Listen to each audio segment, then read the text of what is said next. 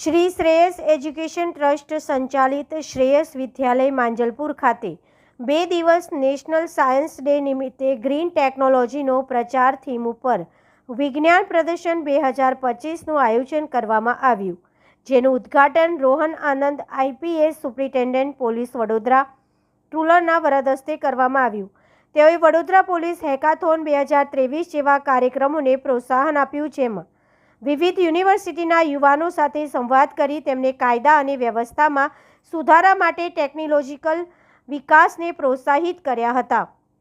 વિજ્ઞાનમાં Nobel price વિજેતા એકમાત્ર ભારતીય વિજ્ઞાન સીવી રામનના પ્રખ્યાત સંશોધન રમન અસરમાં અમલમાં 28 ફેબ્રુઆરી અને દિવસ ઉજવતા નેશનલ સાયન્સ ડે નિમિત્તે શ્રેયસ વિદ્યાલય અને સિલ્વર ઓક સ્કૂલના ધોરણ 9ના 200 જેટલા વિદ્યાર્થીઓએ વિજ્ઞાન વિષયના શિક્ષક મિત્રોના માર્ગદર્શન હેઠળ ભાગ લઈ જુદા જુદા વિષય પર મેગ્લેવ ટ્રેનનું કાર્યકારી મોડેલ, ધ્વનિ તરંગો પર આધારિત અગ્નિશામક આના દ્વારા પોલ્યુશન અટકાવી શકાય, ફાયર સિક્યુરિટી અલાર્મ, જ્યારે આગ લાગે ત્યારે ફાયર બ્રિગેડ આવે તે પહેલાંની સાવચેતી માટે વોટર ફ્લોની ઇલેક્ટ્રિસિટીમાં, સિંચાઈમાં, ખેતીમાં, ઉદ્યોગમાં કામ આવે, વ્યાપાર માટે બ્રિજ અપલિફ્ટ કરી ટ્રાફિક કંટ્રોલ કરી શકાય, દર્દીને ઇમરજન્સીમાં યોગ્ય સારવાર આપી શકાય, રેગ્યુલર રૂટની ઉપર ઇમરજન્સી રૂટ બનાવી ભવિષ્યમાં અર્બન અને ગામડામાં થઈ શકે જેવા પ્રોજેક્ટ તૈયાર કર્યા। આ કાર્યક્રમ નિહાળીને રોહન આનંદે જણાવ્યું હતું કે આજરોજ શ્રેયસ વિદ્યાલયમાં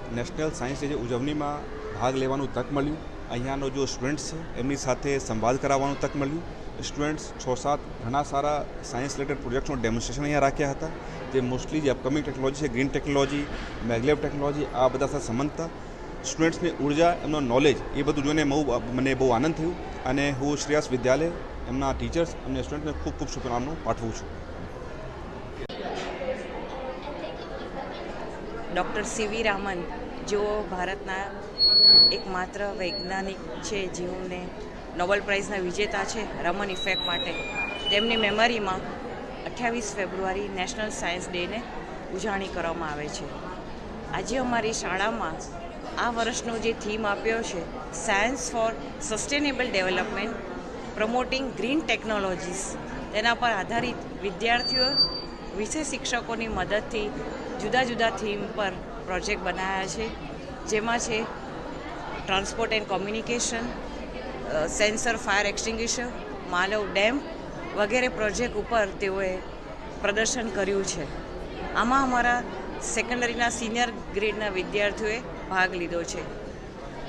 આજના આ સાયન્સ એક્ઝિબિશન 3 દિવસ ચાલવાનું છે।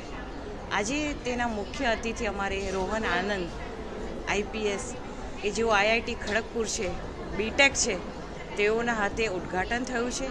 તેમણે વિદ્યાર્થીઓના પ્રોજેક્ટ નિહાળ્યા તથા તેમને ઇન્સ્પાયર કરતું એમને સ્પીચ પણ આપી અને આગામી દિવસોમાં સસ્ટેનેબલ સાયન્સ ડેવલપમેન્ટ કેટલું અગત્યનું છે તેની મહત્ત્વતા વિદ્યાર્થીઓને સમજાવી। નીતાબેન જાની, એકેડેમિક હેડ, શ્રી શ્રેયસ એજ્યુકેશન ટ્રસ્ટ, વડોદરા।